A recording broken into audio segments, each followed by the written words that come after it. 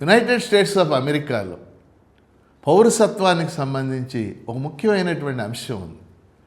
ఆ దేశంలో విప్లవం వచ్చి రాజ్యాంగం అమల్లోకి వచ్చిన తర్వాత 1886లో 14వ రాజ్యాంగ సవరణ చేశారు. ఆ రాజ్యాంగ సవరణ ప్రకారం వాళ్ళు చట్టవిరుద్ధంగా ఉన్నప్పటికీ, లేకపోతే నివాసం అర్హత లేనప్పటికీ, ఏ విధమైనటువంటి నిబంధనలు ఉన్నప్పటికీ కూడా అమెరికాలో కనుక ఆ పిల్ల లేక పిల్లవాడు పుడితే ఆటోమేటిక్గా అమెరికా పౌరసత్వం లభిస్తుంది. ఇది 1886 నుంచి ఉన్నటువంటి నిబంధన. కానీ గత సంవత్సరం జనవరిలో అమెరికా అధ్యక్షుడు డొనాల్డ్ ట్రంప్ ఒక కార్యనిర్వాహక ఉత్తర్వు జారీ చేశాడు. ఆ కార్యనిర్వాహక ఉత్తర్వు యొక్క సారాంశం ఏంటంటే, అమెరికాలో పుట్టినంత మాత్రాన ఆ పిల్లాడికి జన్మతః పౌరసత్వం ఇవ్వడానికి వీల్లేదు. ఎందుకంటే అమెరికాలో అనేక మంది చట్టవిరుద్ధంగా నివసిస్తున్నారు, తాత్కాలికంగా నివసిస్తున్నారు. వాళ్ళ పిల్లలు ఇక్కడ పుట్టినంత మాత్రాన మేము అమెరికా పౌరసత్వాన్ని ఎలా ఇస్తాం, కాబట్టి ఇవ్వడానికి వీల్లేదని చెప్పేసి ఒక కార్యనిర్వాహక ఉత్తర్వు జారీ చేశారు.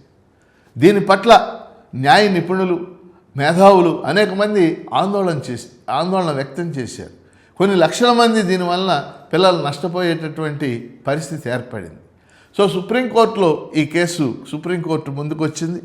నిన్న అమెరికన్ సుప్రీంకోర్టు డొనాల్డ్ ట్రంప్ కార్యనిర్వాహక ఉత్తర్వుకు వ్యతిరేకంగా తీర్పు చెప్పింది. 6-3 అంటే 6 జడ్జీలు ఒకవైపు డొనాల్డ్ ట్రంప్ కార్యనిర్వాహక ఉత్తర్వుకు వ్యతిరేకంగా, 3 ఆయన కార్యనిర్వాహక ఉత్తర్వుకు అనుకూలంగా చెప్పారు.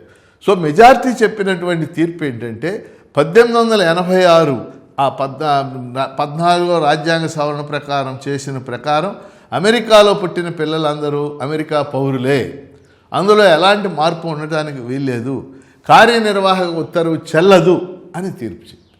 దీని ఫలితంగా మన భారతదేశానికి సంబంధించినటువంటి అనేక మంది కూడా భారతీయ సంతతికి చెందినటువంటి ప్రజలు కానీ, అక్కడ నివసిస్తున్నటువంటి ఇంకా పౌరసత్వం రాకుండా అక్కడ నివసిస్తున్న వాళ్ళు కానీ చాలా సంతోషాన్ని వ్యక్తం చేస్తున్నారు.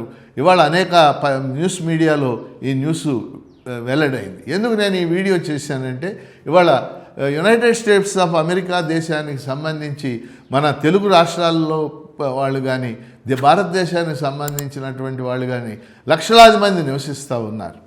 వీళ్ళలో అందరూ పౌరసత్వం కలిగినటువంటి వాళ్ళు లేరు. కాబట్టి వాళ్ళందరికీ కూడా ఈ సుప్రీంకోర్టు తీర్పు వల్ల ఉపశమనం కలుగుద్దని చెప్పేసి నేను భావిస్తూ ఉన్నాను. K S Lakshmana Rao, People's channel subscribe చేయండి, ప్రోత్సహించండి.